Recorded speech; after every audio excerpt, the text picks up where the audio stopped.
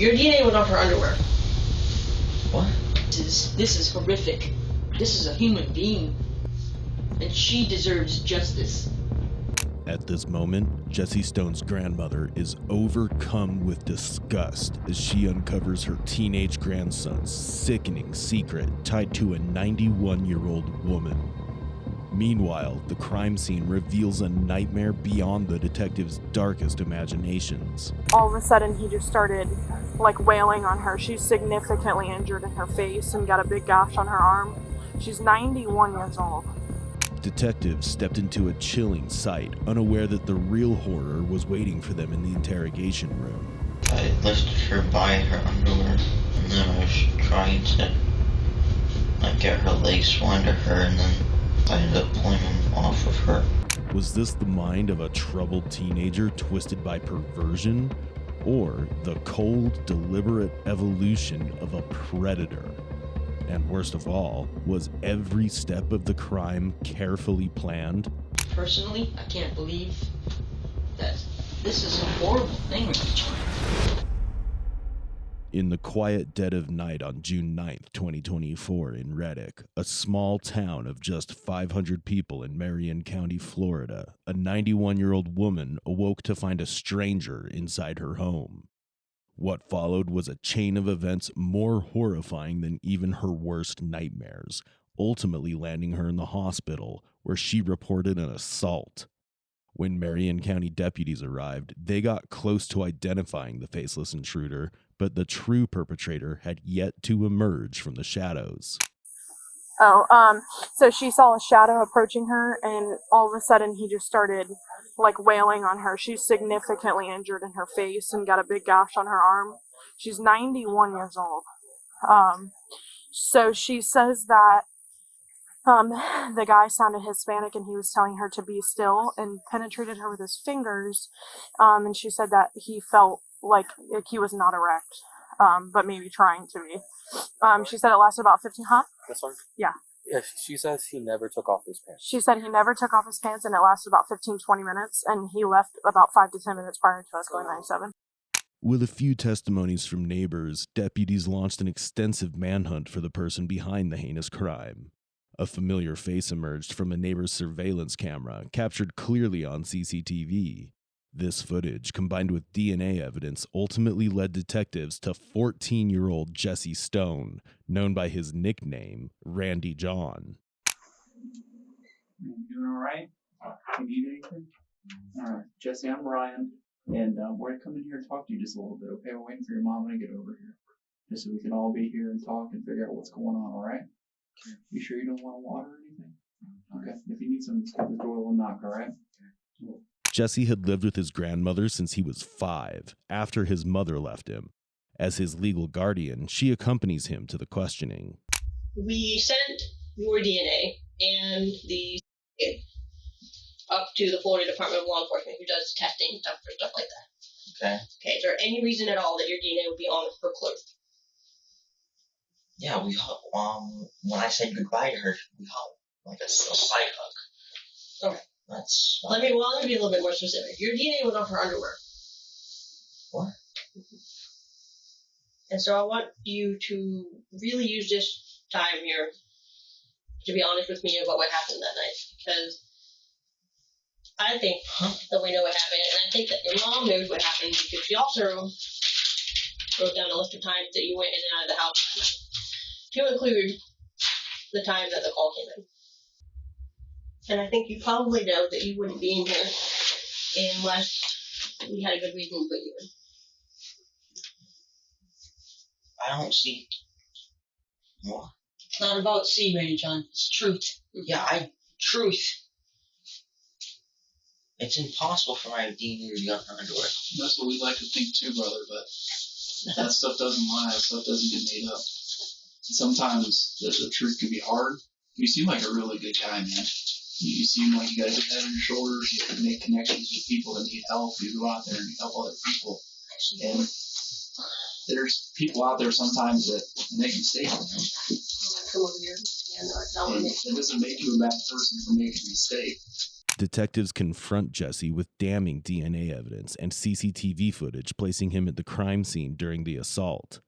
Jesse puts on a mask of confusion, clinging to the illusion of innocence, even as the cracks in his story deepen. Jesse continues to deny any involvement, but the detectives make their move. They're about to leave him alone with his grandmother and the harrowing images of the battered victim. It's only a matter of time before the tormenting truth unravels. She deserves the truth to be told, and you know it. Personally, I can't believe that this is a horrible thing with you, John. That's a horrible thing. I don't even have the ability to do that. Well, it's hard for me to believe, too. It's really hard for me to believe, too, that you would do a thing like this. I didn't. But how many times have you been caught in lies? I know. And this is the whole reason why you're on restriction. It's because you're not telling the truth about things. If this woman deserves to have the truth, she deserves it, and you know that. What? Don't say why's, Ready John, because why doesn't exist here. I wasn't at her house. Ready John, it's across the street. Look at her. Look at her. Look at her face. That's I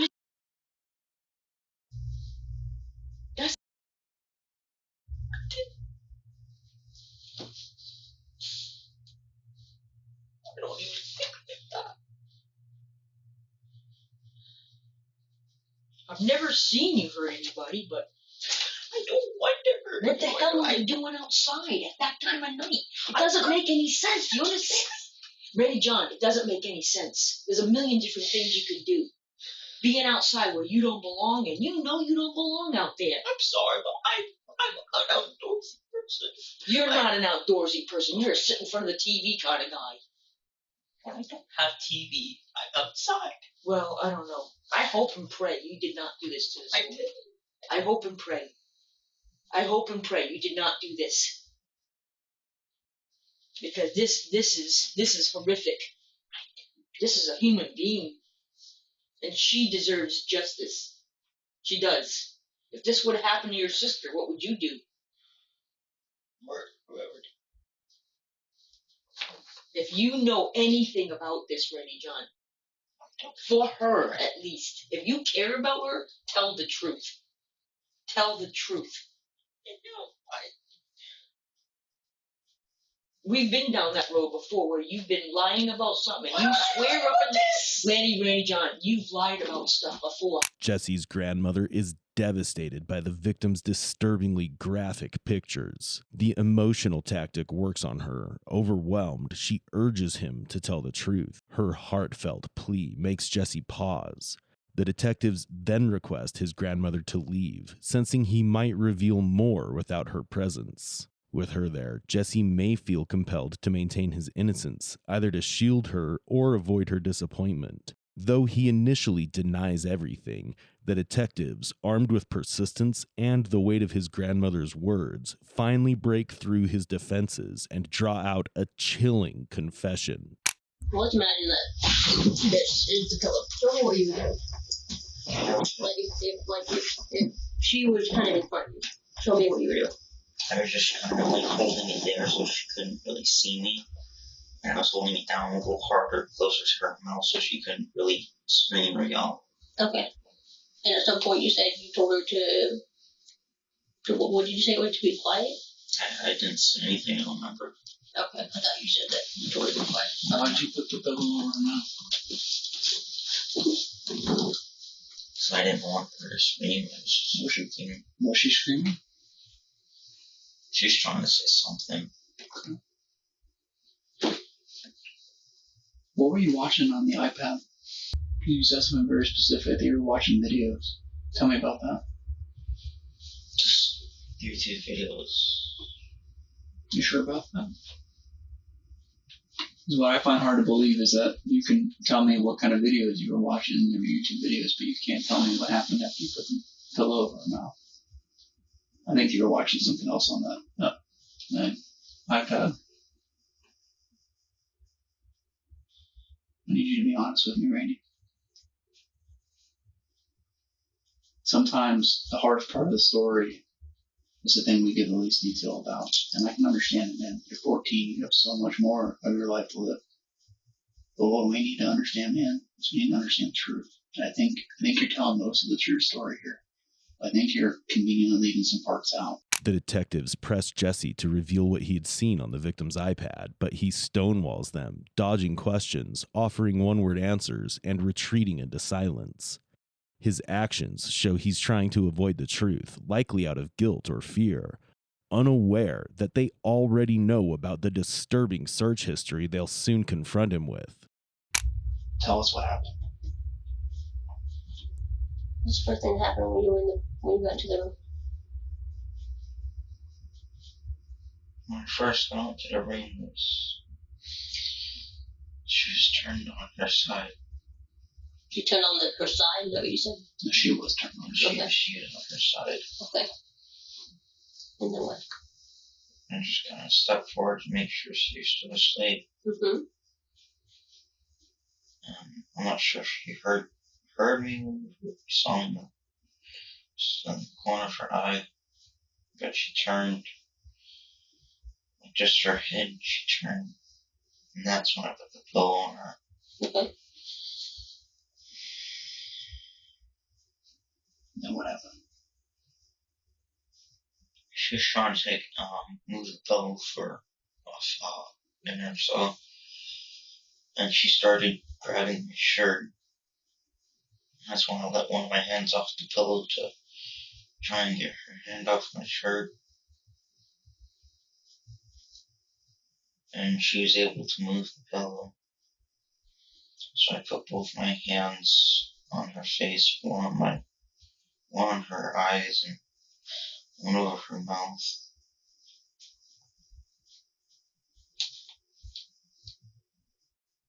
When you say, help me understand, so did you hit her face or you just covered her? Just covered it. Okay. And then what happened, man? And I was pulling away. Okay. And I let my other hand off her mouth to try and pull her off from my wrist.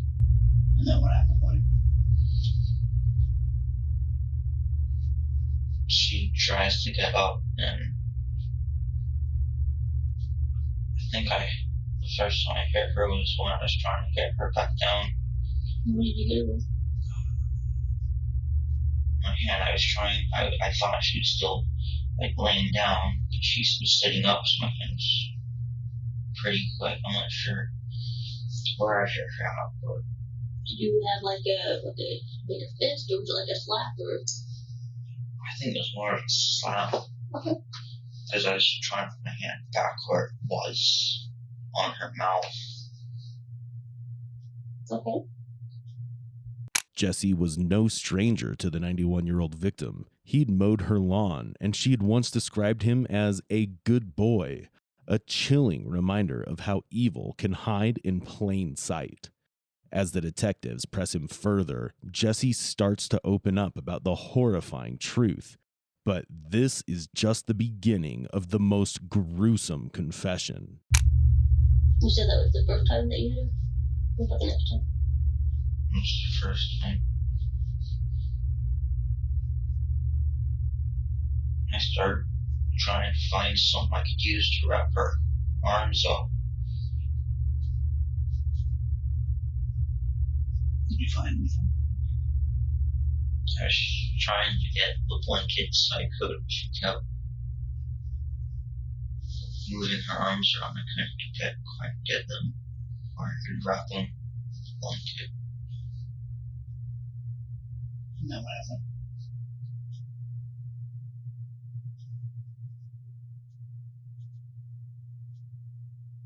I know this is going to be hard, man.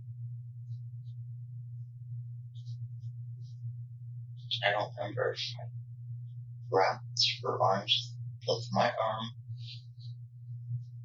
or if I rolled her over. I don't remember what I did. Where would you have rolled her over to? So that she was on her side, and I pushed her onto her stomach. okay. Is that just to keep her from, like, flailing off the bed, or was that?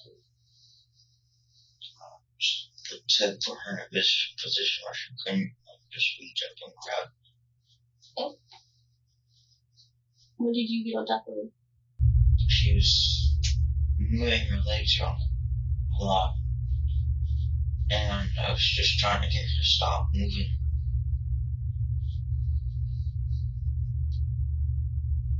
Okay. Is that why you got on top of her? I believe so.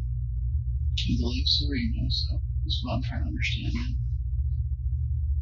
I don't remember everything. I know you remember, Randy. Don't worry, we've already gone through that. I know you remember. Is this something you're not going to forget? I know you remember.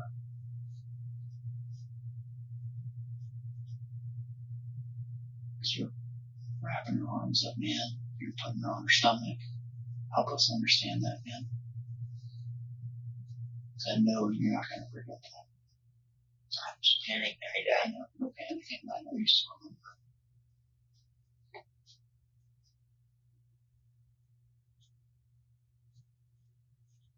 Right into your business. Did you hurt? Okay. But were you on top of her? Okay. How did it end up on the floor? I went to pick her up to move her farther onto the bed.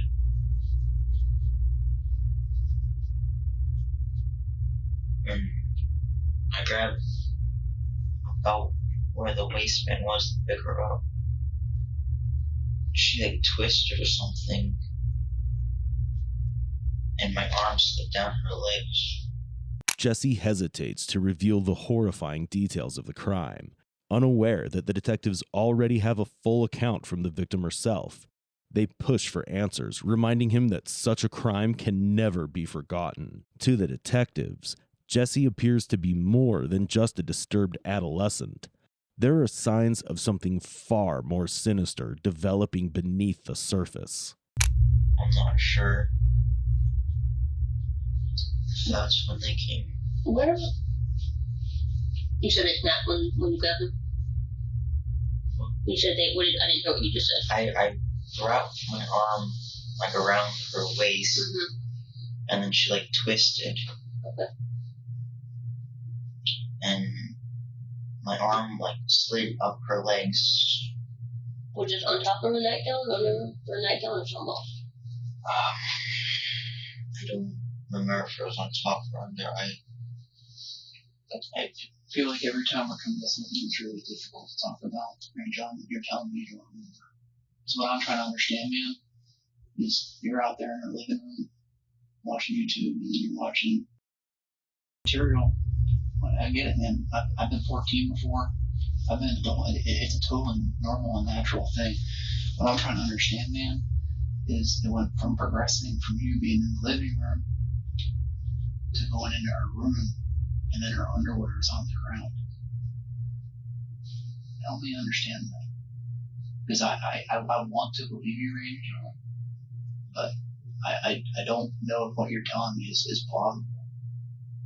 I think the reason you went into that bedroom was to have some sort of relationship. Tell me. I went in there to make sure she was still asleep. For what reason?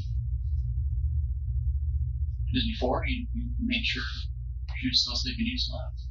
What I'm trying to understand is, man, why are you grabbing blankets and tying her arms up? You're a fast guy. You could have been out of there. You could have just left, but you stayed. You put the pillow on her feet. I understand you freaked out. When she woke up, she grabbed my shirt. I believe that. 100% believe that. What I'm trying to understand is how a 14-year-old young man goes from watching your own living room and probably was aroused by that, and that's fine, totally natural, to going into this old woman's bedroom and then progressing to tying her up and putting her arms behind her back. I don't think that's how you planned on it going down. I think you did panic. I think that's reasonable. But I want to know that you're telling me the truth.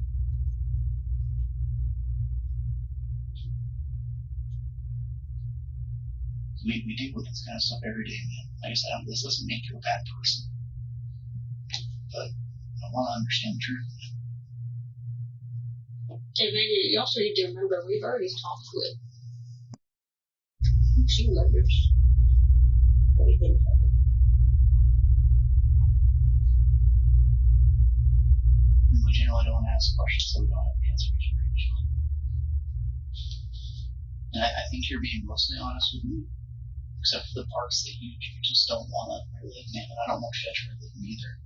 But like we said from the beginning, man, from the jump, we're not doing this for us. This isn't about the sheriff's office. This is about. And I saw a true reaction out of you when you saw those pictures. I know you're not that kind of guy. Yeah, I don't think you meant to hurt her that bad. I think you went in there with maybe hormones got the best of you, and you were thinking with the wrong part of your body and firm. And you know what, man? I think every teenager's been there. I think you were just kind of caught in a bad situation. Jesse's grandmother later revealed that although he'd been a well-behaved child for most of the years she cared for him, she'd begun to notice a growing anger underneath the surface. She also disclosed that in the days leading up to the attack, Jesse had been viewing adult content, including disturbing material involving the elderly. Believing he was minimizing his actions, the detectives deliberately downplayed the severity of the crime in an effort to draw out the full truth. Did they get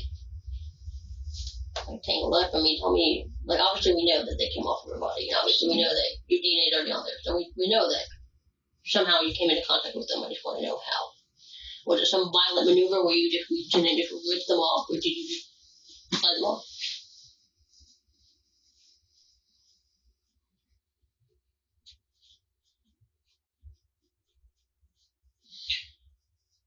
She was on her stomach. I'm sorry, I couldn't hear you came out. When she was on her stomach, she was like trying to get onto her knees to get up. And I was trying to find a way to get her completely lying down. I was trying to lift her up to get her legs from under her. Okay.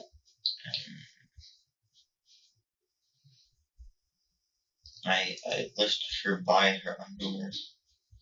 Okay. And then I was trying to get her legs from under her, and then I ended up pulling them off of her so that if I went, then no one would know about it. She said, I'm sorry, she said if you what? If you stop now, then no one would know, or something like that. She said that to you? And what did you say?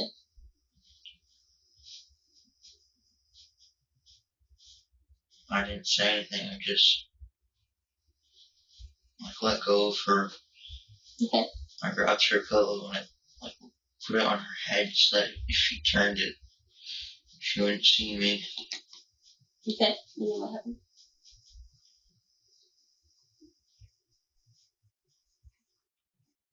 I left through the door. The same door you came out? Or the same door that you came in, and that was, you said earlier that was the living room door? Yeah. Okay. And then I went to my house.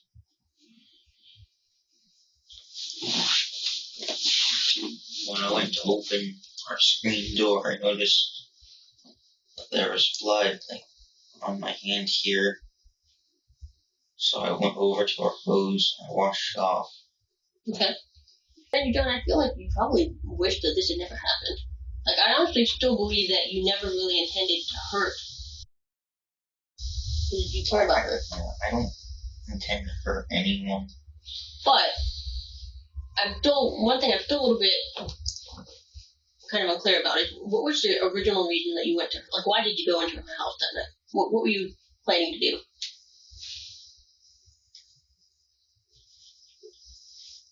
Just chill somewhere where I wasn't being watched and I didn't have to quite be outside. Okay, so were you planning to use her iPad? Jesse claims he went to her house to chill somewhere he wasn't being watched. It suggests a discomfort with being observed, a resistance to accountability. Choosing the home of an elderly woman who trusted him wasn't just opportunistic. It hinted at a disturbing sense of detachment, maybe even entitlement. What unfolds doesn't look like a moment of impulse. It carries the weight and precision of a calculated crime that Jesse may have been planning all along. And that's when you were watching the stuff. Okay. How many times have you gone in a house like this? Kind of in the middle of the night? That was the first time. And every other time that I've been walking outside, or just chilling outside, either in the backyard or across the street. yeah, have you tried her doors before? No, but Because it's kind of odd that the first time you got in was the night she left the door open.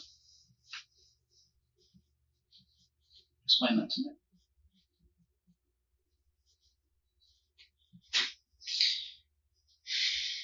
Because I know when I talked to Detective Harrowing before we came talking with you, you made a statement to them about how she always locks her doors. Yeah. So help me understand that, right, John? One night she leaves the door unlocked. You make it inside. I went over there the first time, and I decided to see if the door was open. But I didn't go to that door first. I went to her sliding doors on the other side of the house. Right. The porch door? No, next to the kitchen counter, next to the table. It's like I see what you mean. yeah, that's the blinds there. Yeah. I tried those doors first, and they were locked. Mm-hmm. And then I went to the kitchen window and tried to see if that would open. So how old were you when you started watching? My friend showed them to me when I was 10. 10. So you've been watching them since you were 10? Off and on, yeah. Okay. How often do you think you were watching them before you got put on restriction? Once or twice a week. Okay. And what kind of stuff were you watching? Looking at pictures? Were you watching videos? A mix of both. Mix of both? Okay. And what site do you normally use? Oh, And that's all it's called? You just put that into Google? yeah, it was the website my friend showed me. Okay. Jesse admits to watching adult content since the age of 10. But even in this confession, he shifts blame, claiming it all started because a friend made him watch it. It's a subtle but telling pattern, deflecting responsibility rather than owning his actions. He also reveals that he entered the victim's home through a sliding door on the very day she forgot to lock it. The timing of his entry suggests this wasn't a spontaneous act. It points to premeditation. Jesse was watching, waiting, and intentionally chose that moment. The interrogation room fell silent as the courtroom drama began, and one question loomed. Will Jesse's attorney be able to reduce his sentence? He was nowhere near fully developed when this incident happened and is still probably 10 years off from that being the case. He had a relatively difficult childhood. He had no father figure in his life whatsoever. And certainly none of this is an excuse or justification by any means for what happened. He is remorseful about what happened. You've heard testimony about that. He pled guilty. But he, lost contact with his sister, I believe shortly before this happened. He very minimal contact with his mother, and he was essentially raised by his paternal grandmother. Despite all that, he's done fairly well in school. He got ahead of grade, made pretty good grades, A's and B's, I believe it was. We believe that indicates that he would be amenable to supervision as well as specialized offender treatment. As the state points out, he does suffer from depression and ADHD. And obviously there are plenty of people that have depression and ADHD that never get involved in anything like this, but that combined with his childhood certainly doesn't help. As a 14-year-old boy with, again, no father figure in his life, He appears to be somewhat get addicted to and things of that nature on the internet. Jesse's grandmother also took the stand to speak on his behalf, her voice trembling as she delivered a powerful statement that struck a deep chord, leaving the courtroom reeling. Once Jesse is released from whatever period of incarceration the court deems appropriate, will you be there for him? Absolutely, if I'm alive still. Will you help support him kind of getting back on his feet into the community? Absolutely. Is there anything else you'd like Judge Herndon to know about Jesse?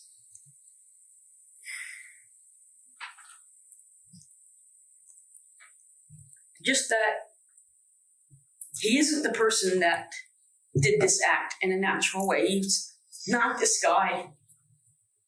I think personally he panicked or something. I can't explain what happened, but he's a person that you love, you care, you liked having him around. He was a good person.